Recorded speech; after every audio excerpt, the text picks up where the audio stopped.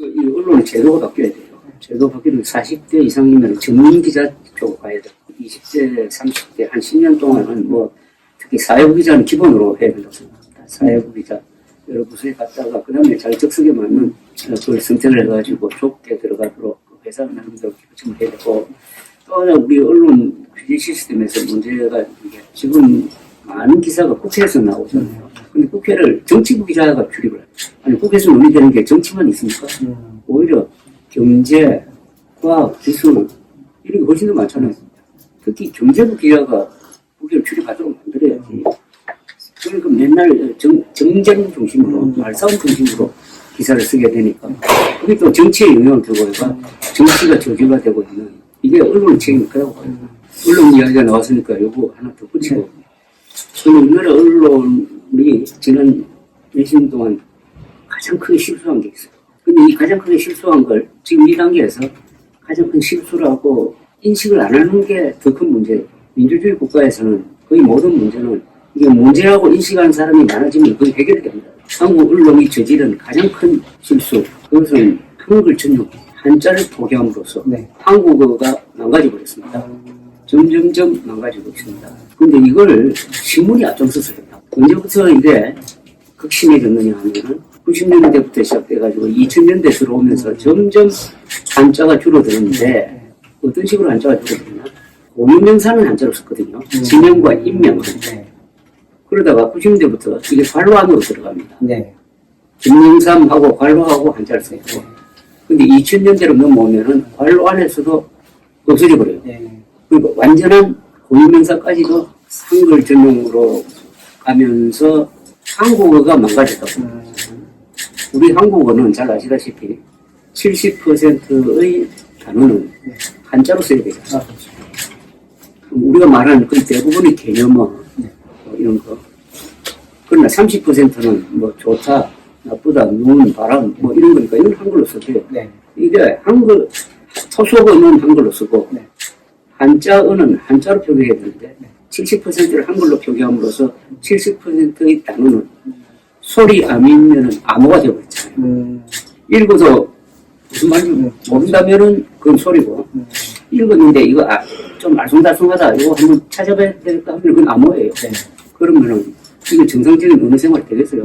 그래서 그 결과로서 한국 사람들이 어휘력이 떨어지고 있습니다. 어휘력이 줄어들고 있어요.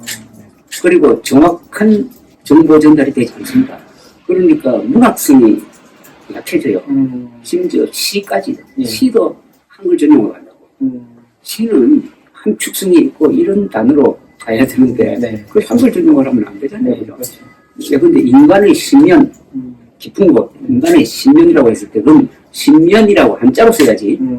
그걸 한글로 쓰면은 암호가 되고 그걸 막 풀어서 인간의 깊은 곳 이렇게 쓰면 그 맛이 완전히 되는 거죠. 인간의 신년과 인간의 깊은 곳 이건 말이 다르더라고요. 그러면 어휘력이 떨어지고 문학성이 떨어집니다. 특히 요새 언론에 가장 잘못 쓰는 게 최대 300명이 모였습니다. 최대 300km 뭐 이런 거 아닙니까? 그럼 안 되잖아요. 최다 300명이고 최장 300km지. 그래서 최대, 최다, 최고 이런 걸 다 뭉뚱그려가지고 뭐 편하게 최대로 뭐 어쨌든 오늘 최대 5도가 되겠습니다. 그게 나타나는 것은 최대, 최고, 최다, 최장 이건 각각 따로 써야 되는데 이걸 하나로 통일했다 이거예요. 하나로 그 최대로 통일한 셈. 그럼 다른 세계가 날아가거든요. 다른 세계가 날아갔다는 말은 그만큼 정밀한 묘사가 아니냐는 거죠. 한국어의 위기입니다. 그리고 어휘력이 떨어지면 사고력이 그만큼 떨어집니다. 그럼 행동이 부정확해지고 행동에 문제가 생기죠. 그리고 어떤 나라의 실력은 군사력, 그 다음에 뭐 경제력도 있지만은 그 나라의 국어사전의 두께, 국어사전 두께가 크다는 걸 어휘력이 공부하다는 것이고 그것은 그 나라가 가지고 있는 지적 능력이 크다는 거예요. 이거 이런 식으로 가면 한국 한 100년 뒤에는 한국의 국어사전이 지금보다 한 3분의 1 정도 될지 모르겠어요. 이건 심각한 얘기입니다. 그리고 어휘력이 떨어지면 국민 교양이 무너져요. 국민 교양이라는 것은 교양에서 나온 것 아닙니까? 그것은 정확한 언어에서 나온 거고 국민 교양이 무너지면 국가 엘리트가 안 나와요. 국가 엘리트는 이런 기술자하고 다르지 않습니까? 뭐 전문가라든지 뭐 이런 거는 국가 엘리트는 인문적인 지식도 있고 예술, 문화, 체육 이런 데 폭넓게 아는 사람. 그래서 대국을 보는 국가와 민족, 세계 이런 공동체를 생각하는 사람을 흔히 우리가 국가 엘리트라고 그러거든요. 전문가하고 달라요. 그 국가 엘리트에서 정치인이 나오고 지도자가 나와야 되는데 교양이 이루어져가지고 문사층 교육이 안 되고 독서가 안 되고 그러니까 국가 엘리트 10종 상태로 지금 아니 멸종 상태로 가고 있다고 봐요. 그렇죠. 교양어가 무너지니까 그게 제일 대표적인 게 지난 5월에 있었던 대통령 후보 네 사람의 토론이었잖아요. 그 토론에서 쓰는 용어 수준 그게 국가 엘리트 수준이에요. 거기서 나오는 말과 논리나 말하는 태도나 이런 게 이게 다 한글 전용에서 나온 거 이걸 빨리 되살려야 돼요. 그래서 나는 문재인 전 대통령을 한국 현대에서 가장 실패한 대통령 두 사람 중에 하나로 보는데 윤석열, 문재인 용서할 수 없는 게 박근혜 정부 때 그때 박무여 교육부 장관이 학교에서 한자 한글 병기 교육을 하기로 방금 결정했다고. 그때 반대도 별로 없었어요. 그런데 문재인이 딱 집권하자마자 제일 먼저 한 게 국정 국사 교과서 없애는 거라고. 맞습니다. 한자 병기 교육 없애는 거라. 자, 교과서, 국사 교과서 없애는 건 자기 이름적 가치관이라고 합시다. 그런데 한자 교육을 어린이들한테 한자 교육하도록 모처럼 그 제대로 만드는데 없애는 거는 그거는 미래를 포기하는 것이고 후손을 포기하는 거지. 그대를 포기하는 거지. 난 가장 이건 반민족적인 행위라고 보면서 흥분했는데 아무도 그걸 지적 안 해요. 그래서 내가 문제라는 겁니다. 유럽의 EU 가입 국가가 24개가 되는데 다른 나라 빼고는 대부분이 자기 나라 말이 있습니다. 노르웨이어가 있으니까 노르웨이라는 나라가 생겼어요.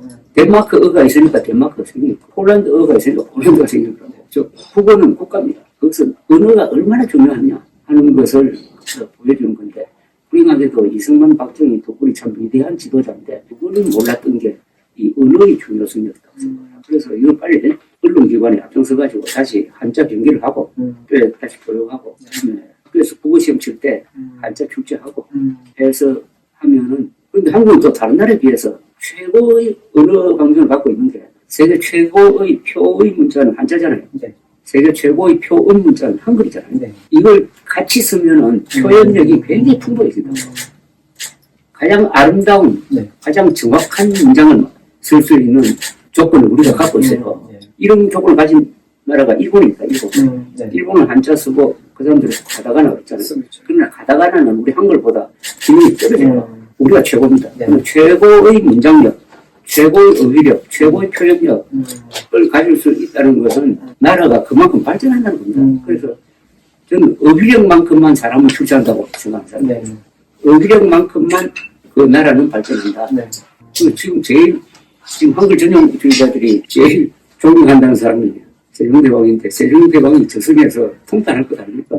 내가 한글 만든 게 한자를 버리라고 만든 게 아니고 한자와 한글 같이 써가지고 한국어를 제대로 구사하라고 한 건데 이렇게 됐다고.